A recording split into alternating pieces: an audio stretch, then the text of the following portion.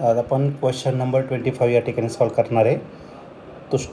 A stone of mass 1 kg is tied to a string 2 metre long. तर एक stone आहे ज्याचं मास 1 kg आहे आणि स्ट्रिंगची लेंथ 2 मीटर दिलेली आहे. स्ट्रिंगची लेंथ म्हणजेच आपल्यासाठी रेडियस होऊ शकते, ठीक आहे. And is rotated at a constant speed 40 metre per second. त्याला रोटेट करायचं एका कॉन्स्टंट स्पीडने 40 metre per second in a vertical circle. Vertical सर्कलमध्ये स्पीड कॉन्स्टंट ठेवायचं. स्पीड कॉन्स्टंट नसतं पण या ठिकाणी सांगितलेलं आहे. द रेशो आपल्याला फाईंड करायचं आहे. तर आपल्याला रेशो या ठिकाणी फाईंड करायचा tension at top and tension at the bottom आणि जीची व्हॅल्यू किती घ्यायची आपल्याला 10. तर आपण क्वेश्चन 2019ला या ठिकाणी आलेला होता. तर याचे 4 ऑप्शन आहे. 12/19, बी ऑप्शन आहे 79/81, सी ऑप्शन आहे 19/12 आणि डी ऑप्शन 81/79.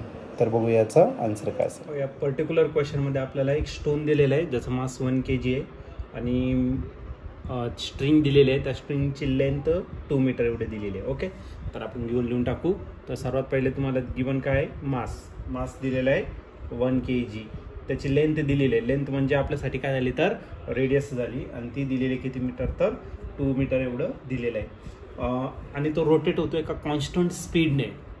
कंडिशन बघा, कंडिशन आहे स्पीड कॉन्स्टंट आहे, पण vertical circular motion speed constant असते हे आपण थेरीमध्ये बघितलेलं आहे. पण या एक्झाम्पलमध्ये आपल्याला स्पीड कॉन्स्टंट दिलेलं आहे. मग तुम्ही कुठे घ्या, टॉप पोझिशनला घ्या, बॉटमला घ्या आणि तो 40 मीटर पर सेकंद इतकाच राहील या एक्झाम्पल पुरतं, ठीक आहे. वर्टिकल सर्क्युलर मोशनमध्ये घेतलं तर टॉपला असतं √RG, बॉटमला √5RG आणि मिडवे पोझिशनला √3RG. पण इथं ते यूज करता येणार नाही, ठीक आहे. पुढे दिलेलं आहे वर्टिकल सर्कलमध्ये फिरतोय. तर रेशो फाईंड करायचा आपल्याला टेन्शनचा टॉप पॉईंटला आणि बॉटमला. तर टेन्शनचा रेशो फाईंड करायचा टॉपसाठी आपण किंवा A कन्सिडर करू किंवा 1 कन्सिडर करू आणि बॉटमसाठी काय घेतलं 2 कन्सिडर केलं. मग T2 डिवाइड बाय काय करायचं आपल्याला T1 या ठिकाणी काय करायचं कन्सिडर करायचं. मग सर्वात पहिले काय घेतलं आपण, एक सर्कल घेतला जो कोणत्या प्रकारचं मोशन करतोय, वर्टिकल सर्क्युलर मोशन. तर हा टॉप पोझिशन आहे आणि हा कोणता झाला तर तुमचा बॉटम पोझिशन. याला आपण 1 कन्सिडर करणार आणि या ठिकाणी तो बॉडी आहे ज्याचा मास किती येतात 1 kg आणि ही झाली तुमची स्ट्रिंग झाली. ओके, आता या बॉडीचं जे वेट आहे, वेट कुठे डायरेक्ट होणार आहे, weight of body will be directed in downward direction. आणि स्ट्रिंगमध्ये काय असणार आहे टेन्शन. ओके, स्ट्रिंगमध्ये टेन्शन कुठं असणार अलॉंग द लेंथ असेल. ओके, या ठिकाणी बॉटमला घेतलं आणि ही झाली आपली काय तर स्ट्रिंग झालं. हा झालं तुमचं काय वेट आणि वेटला बॅलन्स करायला काय लागणार आपलं टेन्शन असेल, ठीक आहे. मग सेकंड नंबरची पोझिशन घेतलं म्हणजे बॉटम पोझिशन आणि 1 नंबरची घेतली ती कोणती घेतली टॉप पोझिशन. म्हणजे इथलं जे टेन्शन असेल ते काय असेल तर T2 इतकं टेन्शन असेल आणि इथं जो टेन्शन असणार आहे तो किती असणार आहे तुमचं T1 इतकं टेन्शन. इथं टेन्शन खाली असणार डाऊनवर्ड डायरेक्शन. या ठिकाणी एक फोर्स ऍक्ट होणार आहे आणि तो जो फोर्स आहे त्या फोर्सला काय होणार आपण सेंट्रिपेटल फोर्स. कुठे सेंट्रिपेटल फोर्स, असा फोर्स जो पुढे चालला तर टुवर्ड्स द सेंटर. या ठिकाणी पण बघितलं तर या ठिकाणी पण आपला फोर्स असणार आहे कुठे A1 फर्स्ट पोझिशनला, तर तो पण कुठे डायरेक्ट होणार आहे डाऊनवर्ड डायरेक्शनला. मग सर्वात पहिलं आपल्याला टेन्शन टॉप पोझिशनचं फाईंड करायचं. मग हा जो टॉप पोझिशन आहे त्याचं काय करू आपण वर्टिकल पार्ट या ठिकाणी सॉल्व्ह करू by solving vertical component at top position. मग बघा जो टेन्शन आहे डाऊनवर्ड घेताना मायनस घेणार, अपवर्ड घेताना काय घेणार प्लस. म्हणजे जो टेन्शन आहे तो काय घेतला तर मी मायनस घेतला. ओके, फर्स्ट केसमध्ये -T1 इतका हे घेतला. वेट जो mg आहे तो काय घेतला तर मायनस इतका घेतला आणि सेंट्रिपेटल फोर्स आपण इक्वल टूच्या नंतर राईट करणार आहे आणि तो पण डाऊनवर्ड चालला आहे. म्हणजे मायनस काय झालं तर तुमचा सेंट्रिपेटल फोर्स. पण सगळे साईन मायनस आहे, मग आपण त्याला काय करणार तर प्लसमध्ये कन्वर्ट करणार आहे. मग T1 plus mg is equal to centripetal force. What is centripetal force mv²/r.